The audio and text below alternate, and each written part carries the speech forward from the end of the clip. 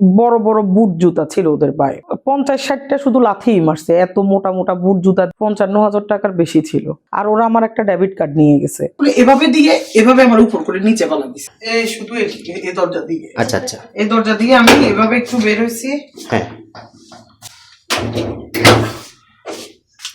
আমি এইভাবে বের হইতে গেছি বাইরে থেকে, এই দিক থেকে আসছে। আচ্ছা আচ্ছা, মানে আমি যত সম্ভব এই দিক থেকে এসছে। বলছি আসি আমি এভাবে পা দিছি, এভাবে আমার দুয়ে মানে ধরছে, ধরে আমার ঘাড়ে হঠাৎ করে এভাবে দিয়ে এভাবে আমার উপর করে নিচে ফেলা দিছে। কালকে একজন আসছে আমার বাসায় ভিক্ষা খুঁজতে আসছে। উনি আসি আমার সাথে, আমি ওনাকে 10 টাকা দিতে চাইছি, নিবে না ওনাকে আমি 500 টাকা দেওয়ার জন্য বলতেছে। তো আমি ওনারে পরে 20 টাকা দিছি। তাও উনি এবার আমার সাথে দরজা নিয়ে দস্তাদস্তি শুরু করছে যে না, ওনাকে আমি ফোর্স করতেছে আমার বাসায় ঢোকার জন্য।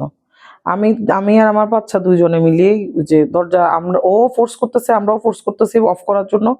ও ফাঁকে দিয়ে এবার কি করছে, দরজার ফাঁকের মধ্যে ওর বাচ্চার মাথা ঢুকে দিছে।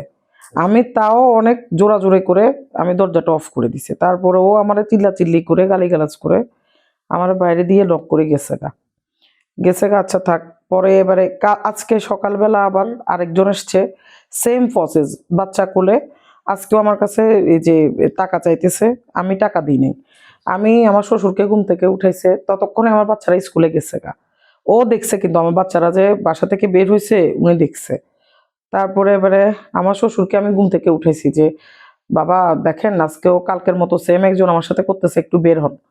তো আমার শ্বশুর ঘরের দরজা খুলে দেখতেছে যে একজন মহিলাটা ওর বাচ্চাকে ফিট করাইতেছে তখন। তো বাবার সাথে অনেকক্ষণ তর্কাতর্কি হয়েছে, উনি যাচ্ছে না। প্রায় 5-10 মিনিট তর্কের পরে উনি বের হয়ে গেছে, আরেক বাসায় যে উনি টাইম পাস করতেছে।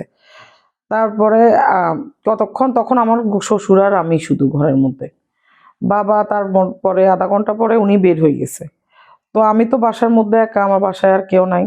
আমি ভাত খেতে বসছি, মহিলা আমাদের জানালা দিয়ে আবার উকি মারতেছে, তখন প্রায় 12টা 20-এর মতো। ওনাকে দেখে আমি ভয় পাই, তাড়াতাড়ি করে জানালা অফ করে দিছি। তারপরে এর 10-12 মিনিট পরেই আমার দরজা হঠাৎ করে কে জানি নক করতেছে, সকালবেলাও করছে এটা। আমি দরজা খুলে দেখতেছি যে কেউ নাই। তো আমি আবার দরজা নক করে আমি আবার ভিতরে ঢুকে গেছি। তারপরে আমি বাজারের জন্য বের হইতেছি, বাজারে যাব আমি। দরজা খোলার সাথে সাথে হঠাৎ করে কে একটা, আমি বুঝতেও পারি নাই কোত্থেকে আসছে কি, আমার মুখ এত জোরে ঝাপটা দিয়ে ধরছে, ধরে আমার পিছন দিক থেকে ধাক্কা দিয়ে ফেলে দিছে মাটিতে, আমার ঘরের মধ্যে ফেলছে। ফেলার সাথে সাথে ও আমারে দিছে আমার মুখের উপরে এক লাথি দিয়ে আমার এভাবে চাপ দিয়ে ধরে রাখছে যেন আমি আর চিৎকার চেঁচামেচি করতে না পারি। এবারে আমার এই মুখের উপরে পা দিয়ে এবারে কি করছে, ও এই শীষ দিছে। শীষ দেওয়ার পরে আমার একটা বাইরে ইয়ে আছে একটা, ওটা থেকে ও বের হই, আরেকজন ঢুকছে আমার বাসার মধ্যে। ঢুকে দরজা লক করতে চাইছে, দরজা তো লক করতে পারে নাই। এবারে আমার পা তো বাইরে, এই জন্য উনি কি করছে, আমার স্কার্ফ ধরে বোরকা সহ আমার হেঁচকি দিয়ে টান দিছে। আমি আবার চিল্লাচিল্লি শুরু করছি, আর দুইজন আমার এলোপাতারি শুধু লাথি মারতেছে। বড় বড় বুট জুতা ছিল ওদের পায়ে, দুইজনে কিন্তু বোরকা পরা, নিকাব করা, শুধু চোখ ছাড়া কিছুই দেখা যাইতেছে না ওদের। এবারে আমারে মারছে, মারার পরে লাথি দিয়ে আমার পা আবার ভিতরে ঢুকাই দিছে, ঢুকায় দরজা অফ করে দিছে। অফ করে আমার মুখের উপরে একজন পা চাপ দিয়ে ধরে রাখছে, আরেকটা গেছে আমার বেডরুমে। আমার বেডরুম সবগুলারে ও তছনছ করে ফেলছে, আমি আর দেখতেছি না তখন কি হইতেছে ভিতরে, আমি শুধু পড়ে আছি। তারপরে কতক্ষণ পরে সবকিছু নেওয়ার পরে ও বের হয়েছে, আসি এবারে বলতেছে যে টাকা কি করছস, টাকা দে। এবারে আমি বলতেছি আমার ব্যাগের মধ্যে আছে টাকা।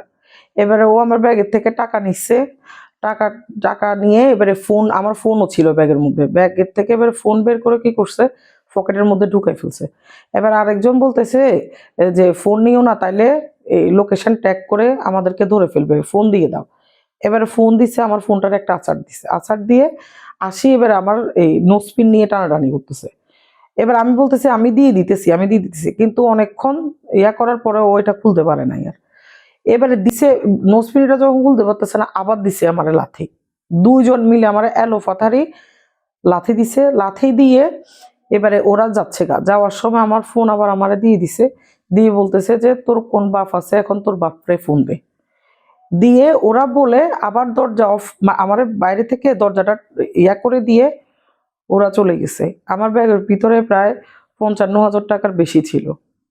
আর আমার গোল্ড কিছু নেয় নাই, ফোনও নেয় নাই, শুধু আমার ক্যাশ যেগুলো ছিল ওই ক্যাশগুলো নিয়ে গেছে। হ্যাঁ, আমি তো এটা শিওর, কারণ আগের দিন যেরকম হইলো, মানে আজকে কি বার, আজকে মঙ্গলবার, সোমবারে যে কাজটা করছে ওই মহিলাটা, সেম কাজটা আজকে সকালে আরেকজন রিপিট করছে।